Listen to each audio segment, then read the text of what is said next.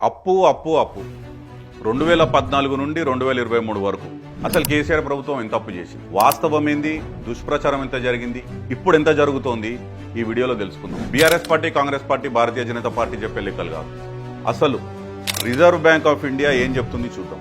Recent గా Reserve Bank of India release చేసినటువంటి handbook of statistics on Indian states లో 2014 నుండి 2023 వరకు తెలంగాణ రాష్ట్రంలో కేసీఆర్ ప్రభుత్వం చేసిన అప్పు 3,89,673 కోట్లు. ఎస్, కేవలం 3,89,673 కోట్లు. గ్యారంటీల ద్వారా మరో 38,867 కోట్లు, అంటే మొత్తం కలిపి 4,30,000 కోట్లు. కానీ దుష్ప్రచారం ఎంత జరిగిందంటే కేసీఆర్ ప్రభుత్వం మీద బురద జల్లే ప్రయత్నంలో, ఒక చిలిపి ప్రయత్నంలో, ఒక చిల్లర ప్రయత్నం కేంద్రంలోని బీజేపీ నాయకులు కానీ, రాష్ట్రంలోని కాంగ్రెస్ పార్టీ నాయకులు కానీ ఒకరు 7 లక్షల కోట్లని, ఇంకొకరు 8 లక్షల కోట్లని, మరొకరు 10 లక్షల కోట్లని అడ్డగోలుగా నోటికొచ్చిన దుష్ప్రచారం చేసి స్వయాన ముఖ్యమంత్రి రేవంత్ రెడ్డి గారు నిండు శాసనసభలో నిలబడి తెలంగాణ రాష్ట్రం అప్పుల కుప్పగా మారింది, క్యాన్సర్ పేషెంట్ లాగా మారింది అని చెప్పడం చాలా బాధాకరం. గత కేసీఆర్ ప్రభుత్వాన్ని విమర్శించే చిలిపి ప్రయత్నంలో ముఖ్యమంత్రి రేవంత్ రెడ్డి స్వయాన సొంత రాష్ట్ర ప్రతిష్టను దిగజార్చి మాట్లాడడం,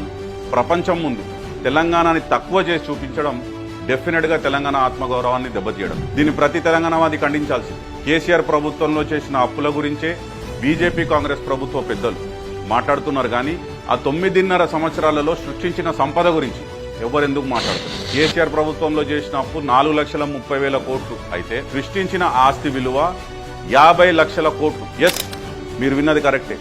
తెలంగాణ రాష్ట్రంలో ప్రజల కోసం కేసీఆర్ గారు సృష్టించిన సంపద విలువ అక్షరాల 50 లక్షల కోట్లు. అది ఎట్లనో ఇప్పుడు చూద్దాం.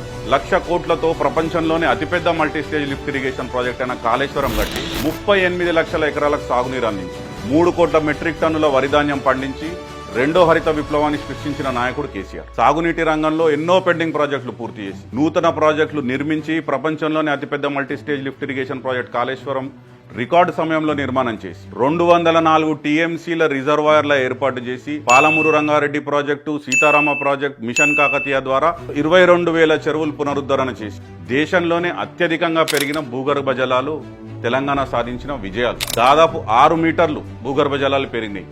దీనికి ఎట్లా వెళ్ళగడుతుంది? విద్యుత్ రంగంలో తెలంగాణ ప్రభుత్వం ఆనాడు కేసీఆర్ గారు ఖర్చు పెట్టింది 1,37,517 కోట్లు. సృష్టించిన ఆస్తుల విలువ అక్షరాల 6,87,585 కోట్లు. ఇది ఎట్లా పెరిగిందంటారా? భద్రాద్రి థర్మల్ పవర్ ప్లాంట్ లో 1,080 మెగావాట్ల సామర్థ్యం, Yadadri ultra mega thermal power plant తో 4,000 మెగావాట్ల ఉత్పత్తి సామర్థ్యం, భూపాలపల్లి కేటీపీసీ విద్యుత్ ప్లాంట్ ద్వారా 600 మెగావాట్ల ఉత్పత్తి సామర్థ్యం, సోలార్ విద్యుత్ ద్వారా 6,106 మెగావాట్ల ఉత్పత్తి సామర్థ్యం. స్థాపిత విద్యుత్ సామర్థ్యం తెలంగాణ ఏర్పడ్డ నాడు కేవలం 7,777 మెగావాట్లు.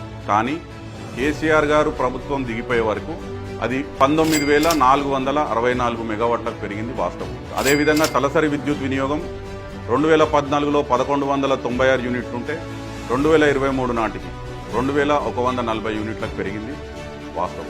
తాగునీటి రంగంలో 37,000 కోట్లు ఖర్చు పెట్టి మిషన్ భగీరథ లాంటి పథకాన్ని తీసుకొచ్చి యావత్ తెలంగాణలో ప్రతి ఇంటికి నల్లా ద్వారా శుద్ధమైన తాగునీరు అందించిన మొట్టమొదటి పెద్ద రాష్ట్రం తెలంగాణ. ఇది కేసీఆర్ గారు సాధించిన జల విజయం. వ్యవసాయ రంగంలో తెలంగాణ రైతు రాజును చేయాలనే ఒక సదుద్దేశంతో, ఒక దృఢమైన సంకల్పంతో కేసీఆర్ గారు 24 గంటల ఉచిత విద్యుత్తు కోసం 36,899 కోట్లు ఖర్చు పెట్టి 58 లక్షల మంది రైతులకు 30,000 కోట్లకు రుణమాఫీ జరిగింది.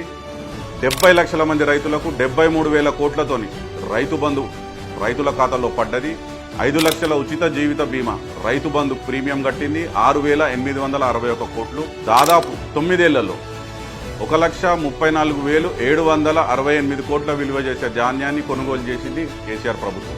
9.5 సంవత్సరాలలో పెరిగిన సాగు విస్తీర్ణం 2014లో 1,30,00,000 ఎకరాలుంటే 2023 నాటికి 2,68,00,000 ఎకరాలకు పెరిగింది. అదే సమయంలో పెరిగిన వరిధాన్యం ఉత్పత్తి 2014లో 68 లక్షల టన్నులుంటే 2023 కల్లా 3,50,00,000 టన్నులకు పెరిగింది.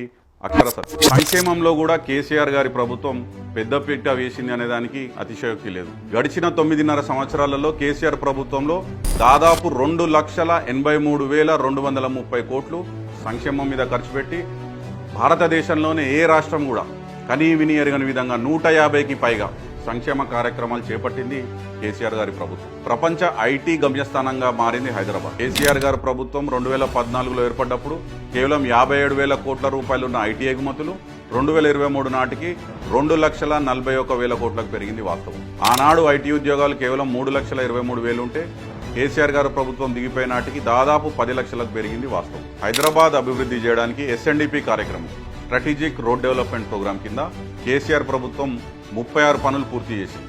అందులో 19 ఫ్లైఓవర్లు, 5 అండర్ పాస్లు, 7 ఆర్యూబీలు, కేబుల్ బ్రిడ్జ్, స్టీల్ బ్రిడ్జ్, ఇంకో 3 వచ్చర కార్యక్రమాలు. అదే సమయంలో 137 మిస్సింగ్ లింక్ రోడ్లు నిర్మించింది హైదరాబాద్లో ఆనాడు కేసీఆర్ ప్రభుత్వం. నాలా డెవలప్మెంట్ ప్రోగ్రాం కింద 1000 కోట్లు ఖర్చు పెట్టి ఎస్ఎన్డిపి ప్రోగ్రామ్ ని ప్రతిష్టాత్మకంగా తీసుకుని కేసీఆర్ ప్రభుత్వం. పల్లె ప్రగతికి సుమారు 70,000 కోట్ల ఖర్చు, విద్యారంగం 1022 గురుకులాలు, 1005 రెసిడెన్షియల్ జూనియర్ కళాశాలల ఏర్పాట్లు, 85 గురుకుల డిగ్రీ కాలేజ్. వైద్య రంగానికి కేసీఆర్ గారి ప్రభుత్వం ఖర్చు పెట్టింది 61,650 కోట్లు. ప్రతిష్టాత్మకంగా ప్రజా వైద్యం 17,000 నుంచి 34,000 బెడ్స్ కి పెరిగింది. హైదరాబాద్ నలువైపులా సిద్ధమవుతున్న టిమ్స్, వరంగల్లో 2,000 బెడ్స్ తో సూపర్ స్పెషాలిటీ హాస్పిటల్, ప్రభుత్వ 29 మెడికల్ కాలేజీలకు దాదాపు 4,000 కోట్లు ఖర్చు పెట్టింది కేసీఆర్ గారి ప్రభుత్వం. భవనాల విస్తీర్ణం, జిల్లాకో కలెక్టరేట్, జిల్లాకో ఎస్పీ ఆఫీసు, జిల్లాకో మెడికల్ కాలేజ్, మన దగ్గర ప్రతిష్టాత్మకంగా నిర్మించుకున్న సెక్రటేరియట్.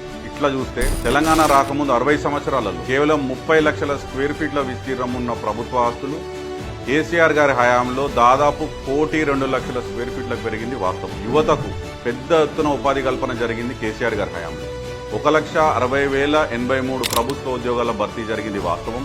ఇంకో 40,000 ఉద్యోగాలు వివిధ ప్రక్రియల్లో దశల్లో ఉన్నది కూడా వాస్తవం. 9 ఏళ్లలో 24,000 పరిశ్రమలకు అనుమతులు జారీ అయినాయి. దాదాపు 4 లక్షల కోట్ల పెట్టుబడులు తెలంగాణ రాష్ట్రానికి వచ్చినాయి. తద్వారా టీఎస్ఐ పాస్ ద్వారా ఐటీ రంగంలో 24 లక్షల ఉద్యోగాల కల్పన జరిగింది. ఆర్థిక ప్రగతిలో భారతదేశంలోనే తెలంగాణ రాష్ట్రాన్ని అగ్రభాగాన నిలబెట్టింది కేసీఆర్. తెలంగాణ తలసరి ఆదాయం 2014లో 1,24,000 రూపాయలుంటే 2024 కల్లా 3,57,000 రూపాయలకు పెరిగింది వాస్తవం. జిఎస్డిపి గ్రోత్ అంటే రాష్ట్ర స్థూల ఉత్పత్తి 2014లో 4,5 లక్షల కోట్లుంటే 2024 కల్లా 15 లక్షల కోట్లకు పెరిగింది నిజం. మల్టీ డైమెన్షనల్ పవర్టీ ఇండెక్స్ అంటే పేదరిక నిర్మూలన 2014లో తెలంగాణలో 21.92% ఉంటే 2023 నాటికి పేదరికం తగ్గి 5.8% తగ్గింది. అక్షరాల సత్యం. ఇవన్నీ నేను చెప్పే లెక్కలు కాదు. Reserve Bank of India, finance commission of India, నీతి ఆయోగ్ లాంటి సంస్థలు ఇచ్చిన నివేదిక. పెట్టిన ఖర్చు కన్నా 10 రెట్ల ఆస్తుల సంపద సృష్టించింది కేసీఆర్ గారు.